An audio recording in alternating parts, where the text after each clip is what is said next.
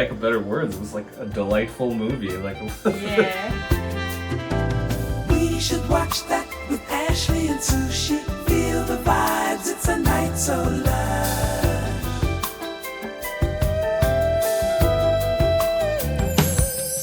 welcome to the first recording. I think we did practice recording. This is the first episode of We Should Watch That, where we review movies and TV shows. So anyway, Poolman, directed by Chris Pine. It was released back on May 10th, 2024, and it stars Chris Pine as Darren Barronman. He's a pool man who works in, he lives out of a trailer that is in like a previous motel. Basically, it looks like a rundown motel that became rundown apartments. Yeah. Yeah. And also in the movie are Danny DeVito and Annette Bening as a couple that I guess own the place. I think they own the place, right? I think so. Yeah. But Annette Bening is basically like a therapist, and Danny DeVito, I think, was like a filmmaker previously. He's just a struggling filmmaker. It starts, you meet this sort of like kind of Big Lebowski type character, which is Darren Barronman, who's a pool man. He lives in like an old-timey RV that's on the property of the hotel apartment complex. He wakes up in the morning, he takes care of the pool, he does it with a lot of passion. His girlfriend is Susan, played by Jennifer Jason Leigh, and she is a Pilates instructor, but also the manager of the property. She lives on the property too. Oh, okay. I didn't Yeah, catch that. and they have I would say it's pretty loose relationship. yeah, like They're free-spirited people. They're so, free-spirited people. Yeah. But anyway. So we meet him, we see his pool, cleaning experience, we meet his girlfriend, and then we get into one of my kind of favorite parts about it, which is that as a sort of narrative device, he writes letters to Erin Brockovich throughout the movie. Sort of like, instead of having a diary, he just writes to Erin Brockovich. He has her picture up, and he cares very much about. But I think it's not even like the real Erin Brockovich, right? Is it like the Julia Roberts Erin Brockovich? He does have a picture of Julia Roberts as there. I Yeah, don't even think it's like the real Erin Brockovich, which is so even maybe more it hilarious. shares the cinematic universe. But Anyway. he writes to her, and he cares very much about the city of Los Angeles and all kinds of minutia about it. And he feels very strongly about things like he wants the red trolley cars to come back. He's got a plan for the bus schedule that he really cares about. Yeah. And so we meet him and Susan, and then he goes and meets up with the couple we mentioned, which is going to be Danny DeVito and Annette Bening. Annette Bening's his therapist. Danny DeVito is a former documentarian who's making They are Diane and Jack. Yes. So Jack is making a documentary about Darren. No, I don't know. It doesn't seem like he's getting really good footage. I don't know. I think it's supposed to be. I don't know. It's just basically trying to show you how these people act, I guess. Or like, basically just showing you the personalities of these people. Oh, so basically they go and he's filming him, and they go to a town council meeting. And Stephen Tobolowsky plays a character called Stephen Toranowski, and he's the mayor or Turankowski. Turankowski. He's some official. Darren goes there every single week for like the open sessions where people can say anything. So he goes, he speaks, he has a wonderful presentation, which is like, he's got a diorama in it, all about the bus schedule and the history of Los Angeles. So after everything's set up, we meet the characters, we go to the city council meeting, and that kind of sets up what happens next, which is this mysterious woman who's dressed like it's the 1940s, has seen him at this city council meeting, and she said that she used to work for Stephen Torankowski, and he's dirty. And she wants him to investigate. And basically, from that point forward, it turns into like they mention Chinatown several times, but it turns into a Chinatown style detective story, kind of, where he's sort of loosely with his like loosey-goosey band of misfits trying to discover what's going on with corruption in Los Angeles. And basically, along the way, the really important thing is just the characters. They have these long scenes where they talk and talk and talk. The outfits are amazing. There's one where he looks like Paddington with the little hat. And you just get to this real sense for how much he loves like film noir and Los Angeles. So that's basically what I got from it. I think a lot of it was just surrounding, like, when we were going to see this, was like, yeah, like to gauge how people could be so negative about it. You know, and as far as the negativity, basically, when it first came out at Toronto Film Festival, yeah, I think that's what it was. There was just all these stories about people hating it, about people walking out, and there have been tons of negative reviews. If you look now on Rotten Tomatoes, it still has really bad reviews. Well, first of all, I don't feel like it was sold correctly. Right. Because it was sold purely, I think, as a comedy, and if you watch it and you try, I guess, not to pigeonhole it into that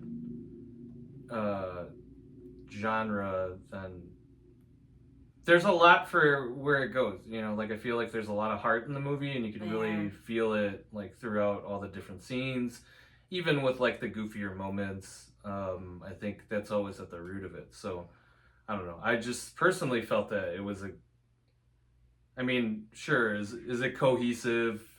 I mean, definitely not, you know, all of it, but I think there's some concepts in there that are easy to point out, and they obviously highlight Chinatown a lot. They don't even try to shy away from the fact that, they call it out by name at least 3 times. Yeah. So I don't even think, I mean, it's self-aware enough to know what it's doing, and I feel like that was kind of the point of it. But I think deeper at its core, especially after seeing like some of the interviews that Chris Pine's been in, you know, it's sort of just like his love letter to LA and like just growing up in LA. Because it's definitely not about like the flashier side of, you know, Southern California or whatever, but it shows a real side to it. And these are, you know, these seem like real personalities. I mean, even growing up in the Midwest, like I can kind of think of like analogs of these people in my own like friend group. So, you know, I guess the thing that I kind of felt through it is like maybe some people were just taking it way too seriously, and I think it's meant to be taken seriously in a way that like I guess you feel something out of it, but I don't think it's meant to be like any sort of masterpiece, and I don't think that's what Chris Pine felt it was supposed to be. I mean, it's just something he wanted to do, and I don't feel like, you know, at least in the way that he's been conveying it, it's like it's something he wanted to do that he loved doing, but like I don't think, you know, he's at all like bothered by really the negativity around it, because I think he set out to do what he wanted to do with it. So, you know, it worked for me. I understand what he was trying to do for it, so with it. So yeah, I enjoyed it. My experience was I was really charmed by it. I think it's a charming movie. The characters are wacky. They don't act in their own best interests. They have bizarre interests.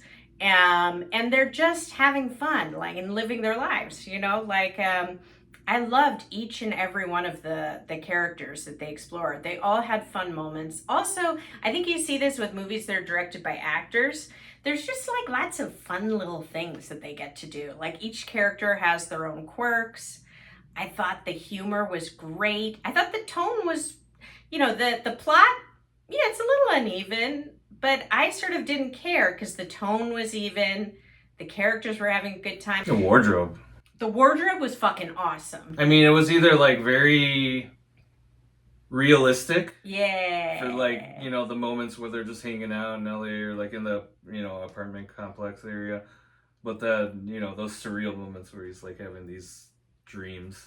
Yeah, and there's a scene where Yeah. he gets like dressed up for a fancy meetup, like at a bar, Oh, that's great. and just seeing the way what that character thinks is a fancy outfit was like, it cracked me up. It really cracked me up.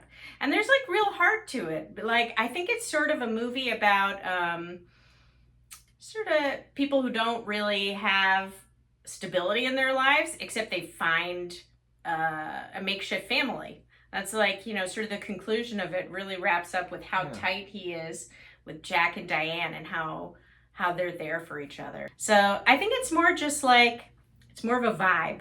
Yeah, just to build on that, I think you do bring up a good point where it's like, this is definitely one of those movies where people are going to look back on it and they're going to pull a lot of things from it. Yeah. Not necessarily like they're going to focus a lot on like the main plot.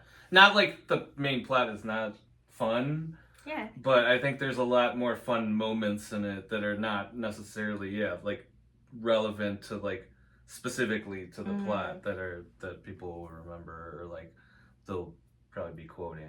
I think if I were to give it a rating based on like enjoyment, I could easily give it a 3.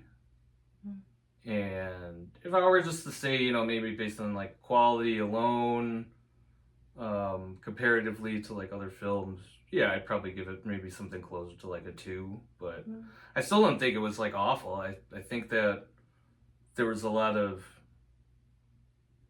nice shots in it. I mean, like for what it was trying to do, and especially like the parts where he goes into the meditation, he's like seeing stuff. Like some of those shots are really cool, man. Like I don't know, like it was just an amusing movie to me, and I just it's hard for me to like find that much negativity in something that's like kind of, I mean, like for, you know, I guess for lack of better words, it was like a delightful movie. What do you think on entertainment score, 1 to 5? Entertainment score, I'm gonna go a little higher than you. I'm gonna go 3.5. Okay. And then what about quality kind of? I would say 2.5. I'd say tone-wise too. Like when you go and see it, rent it. When you rent it, I think you should go into it thinking of, have in your mind that it's like one of the Coen brothers looser movies. That it's some of that quirkiness and that oddness. It also reminded me a bit of, like, I think it would be a good double feature with Drive Away Dolls, another movie that came out this year. That one's a little more plotted, but in the same way that it's really about riding. Where there's a lot of like, where it's kind of erratic with like the tempo of it, but you know, for the most part, there is like a central story, but there's like a lot of ancillary stuff happening. And you know, for me, just the negative reviews it got. I mean, I have to admit, sometimes people have different opinions of me. That's the way life is. But I do think that some of it is that people were focused on the negative because of that early press out of Toronto. So that when they went into it, they were looking for something negative. So something negative is what they found. And definitely. It was definitely one of those situations where I feel like there's not much to it other than maybe some snowballing of like reactions to like how things were. So that's Poolman and that's Poolman. Yeah. And so, you know, like this video, subscribe, and we will be back with another either review of a movie or TV show where we told ourselves we should watch that.